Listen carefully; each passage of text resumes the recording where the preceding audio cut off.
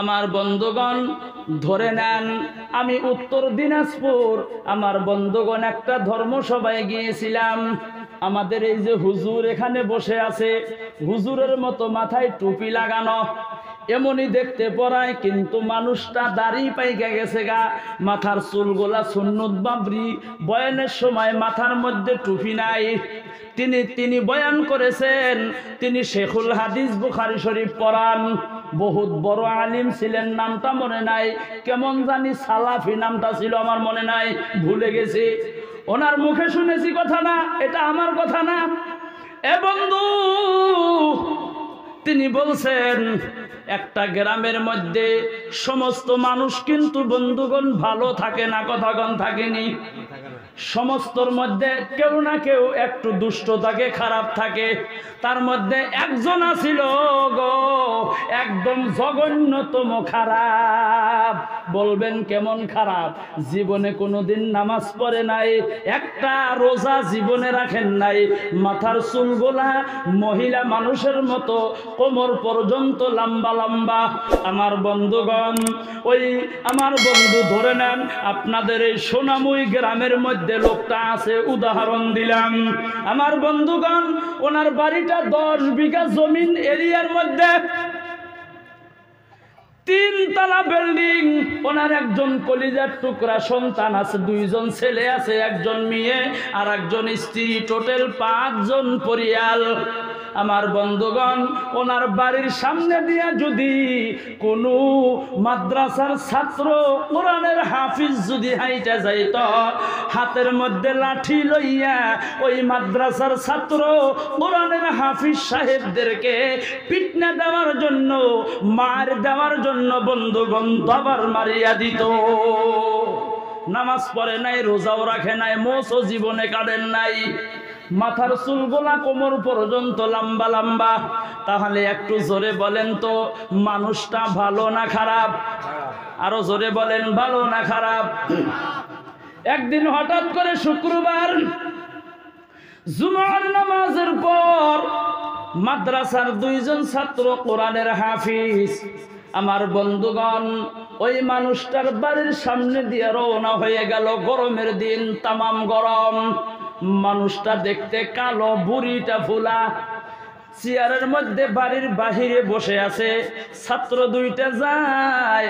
আমার বন্ধুগণ, ওই লোকটা ছাত্র 2টাকে দেখিয়া ডাক দিছে, বাবা এই দিকে আসো। ছাত্র 2টা গেছেন। ছাত্র 2টা যাওয়ার পর আমার বন্ধুগণ চিন্তা করে, যাই যদি পিটনা দেয়, আর যদি না যায় দাবরায়া ধরতে পারলে বেশি করিয়া মারবে। 2 চিন্তায় চিন্তিত হইয়া ওনার নিকটে চলে গেল।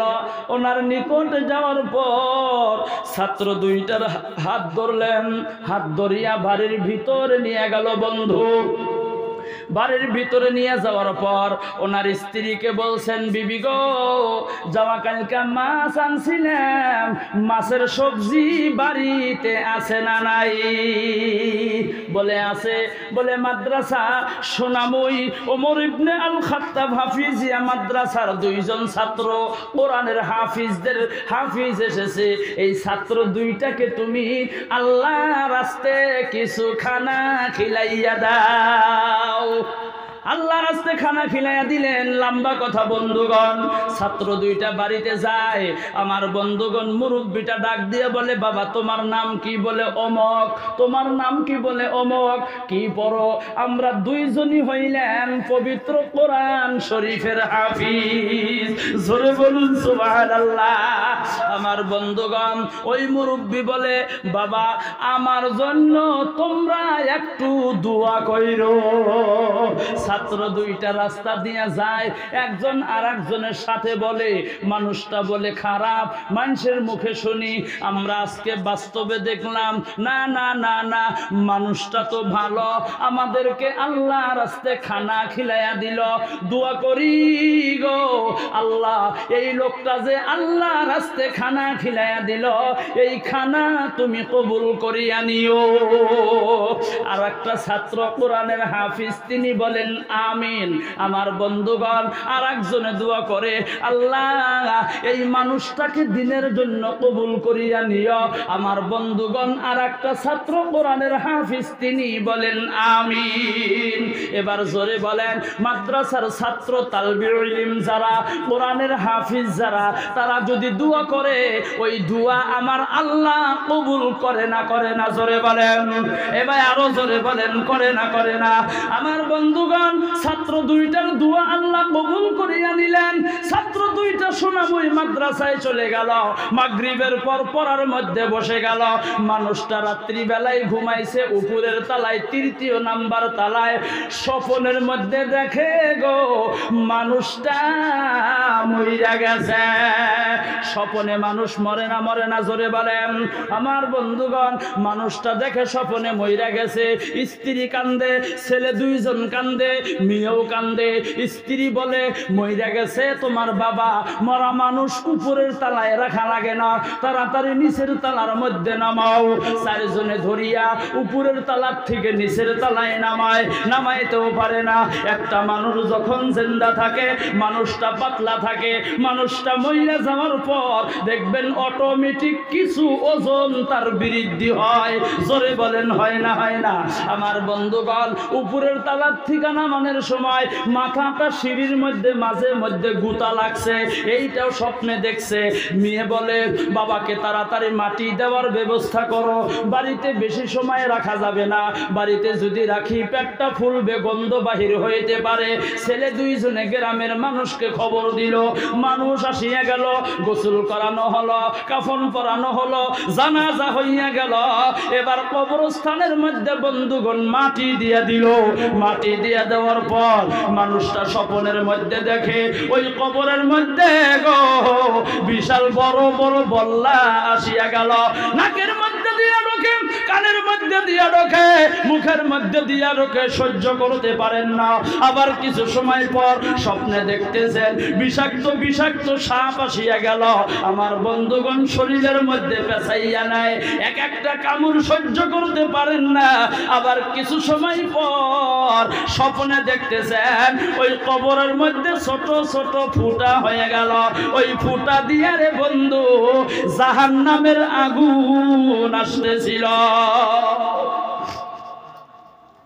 মুরব্বী ভয় পেয়ে গেলেন, এই আগুন আমাকে যদি ধরে গো আমি তো পুরিয়া ছারখার হইয়া যাইব। স্বপ্নের মধ্যে তামাম ভয় পাইতেছেন। হঠাৎ করিয়া দেখে বগা বগা কাগজের টুকরা আসিয়া ওই জাহান্নামের আগুন আসতেছিল। ওই ফুটা গোলা বন্ধ হইয়া গেল, স্বপ্ন ভাঙ্গে গেল। থর থর করিয়া কাঁপতেছেন। স্ত্রী বলে, কাঁপেন কেন? ঘাইমে গেছে। স্ত্রী বলে, ঘামছেন কেন? বলে, আমার সাথে তুমি কথা বলিও না, তুমি আমার স্ত্রী, তোমাকে পরীক্ষা করা আমার শেষ হয়ে গেছে। তুমি আমাকে কতটুকু মহব্বত করো আমি স্বপ্নের মধ্যে মরার পর আমি বুঝলাম। তুমি আমাকে মহব্বত করো না, তুমি মহব্বত করো একমাত্র শুধুমাত্র আমার এই সম্পত্তি মহব্বত করো। নিচের তলায় নামলেন। মেয়ে বলে, বাবা পাগলামি করেন কেন? ছেলেরা বলে, বাবা এমন করেন কেন? বলে, তোমরা সাইড হও, তোমাদেরকেও পরীক্ষা করা শেষ হয়ে গেছে, তোমরা কেউ মহব্বত করো না। আমার বন্ধুগণ জীবনে নামাজ পড়েন নাই, ওযু করেন নাই, ফজরের আজান দিয়া দিল, ওযু করিয়া জীবনের প্রথম তিনি 2 রাকাত নামাজ পড়িয়া টুপিটা মাথার মধ্যে দিয়া আমার বন্ধু চেয়ারের মধ্যে বসে আছে। আমার বন্ধু চিন্তা করে, আমি স্বপ্নে কি দেখলাম, আবার কি আসলো? ফুটা বন্ধ করিয়া দিল, বগা কাগজের টুকরা আসিয়া। এই আগুন যদি আমাকে ধরতে পারতো আমি তো পুরিয়া ছাই হইয়া যাইতাম। আমার বন্ধু এদিকে বেলা উঠিয়া গেল। লাহে লাহে তিনি কি করলেন? এই ওমর ইবনে আল খাত্তাব হাফিজিয়া মাদ্রাসার দিকে রওনা হয়ে গেল। হুজুররা ক্লাসে যাইব। আমার বন্ধুগণ মাদ্রাসার অফিসের সামনে যাইয়া ছোট শিশু বাচ্চার মতো আমার বন্ধু চিকুর দিয়া কান্দা দিল। যিনি হেড হুজুর আসিল মুহতামিম যিনি, তিনি ডাক দিয়া বলে বাবা কান্দেন কেন?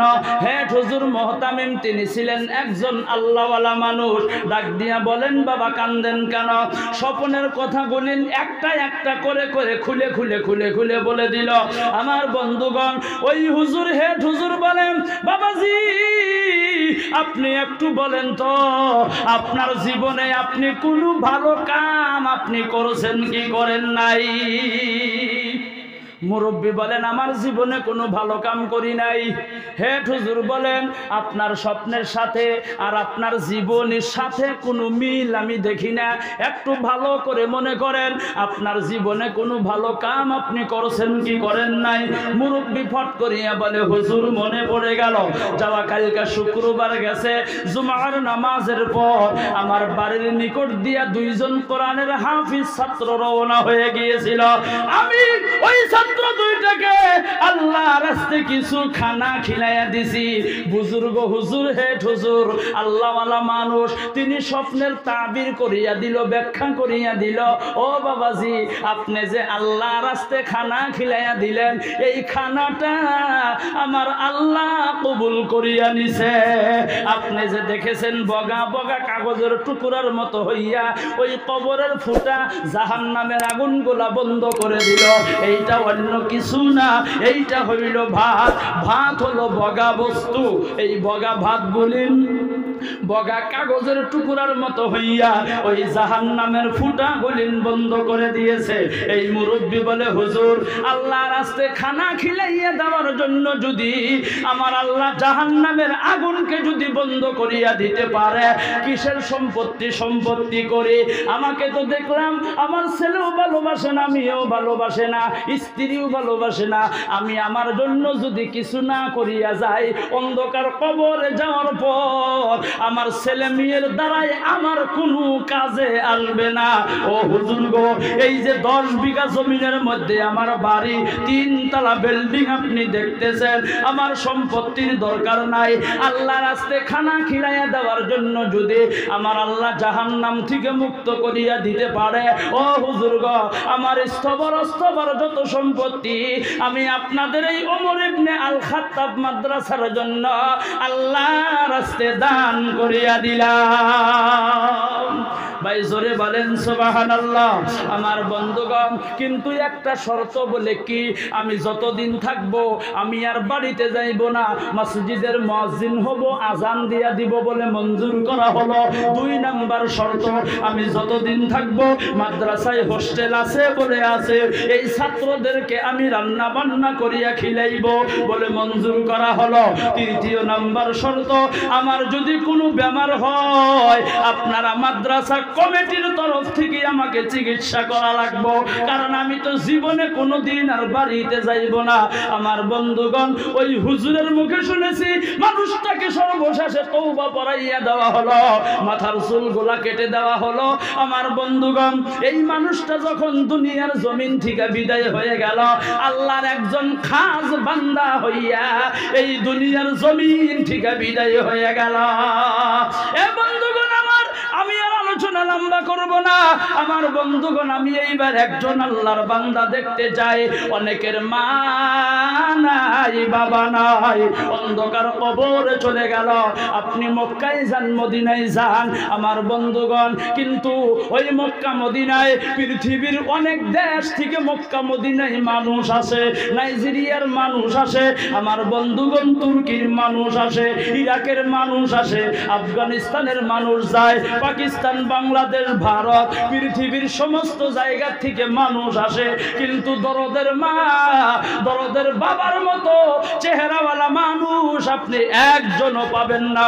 আমার বন্ধুগণ অনেকের দরদের মা অন্ধকার কবরে চলে গেল, দরদের বাবা কারো অন্ধকার কবরে চলে গেল। আমার বন্ধুগণ কারো মা আছে বাবা নাই, কারো মা আছে বাবা নাই, নাই বা বাবা আছে মা নাই। আমার বন্ধু ওই মা বাবার মাগফিরাতের জন্য, নাই বা মা বাবার সুস্থতার জন্য, দাদা দাদির মাগফিরাতের জন্য, নানা নানের মাগফিরাতের জন্য। আমার বন্ধুগণ, ওই লোকটার মতো 10 বিঘা জমিন দেওয়া লাগবে না, আপনার 3 তলা বিল্ডিং দেওয়া লাগবে না, আপনার সম্পত্তি দেওয়া লাগবে না, আপনার বাড়ি গাড়ি কোনো জিনিস দেওয়া লাগবে না।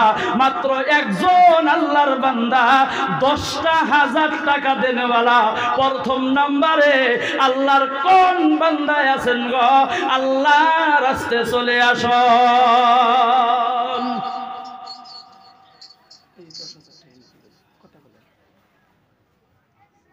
আসসালামু আলাইকুম। ওয়ালাইকুম সালাম। ভালো আছেন? আল্লাহ রাখছে ভালো। ওই চেনা চেনা থেকে আলাপের সময় নেই, তাড়াতাড়ি কোন কয় হাজার দিবেন? ফার্স্টে কত ধরছেন? 20,000 10,000 ধরছি এখন। 20,000 দেন আপনি। 10,000 বইয়ের নামে 5,000, আমার নামে 5,000। 10,000 লেখেন আমার নামে। কোনে আছে মানুষটা? কিছু নগদ নগদ দিবেন না? কিছু ওই একবারে বেলাত বাহি নগদ দিমু, নগদ দিমু, নগদ দিমু। দেন, ফোন পে মাইরা দেন এখনই। 3,000 ফোন পে পাঠাইছি, আর 7,000 লেখেন। কি জানি নাম আপনার? এ আল্লাহ, বাবর আলী ভাই গুয়াহাটিতে আছে। ওয়াইফের নাম আমিনা খাতুন, 10,000 টাকা দিয়ে দিল।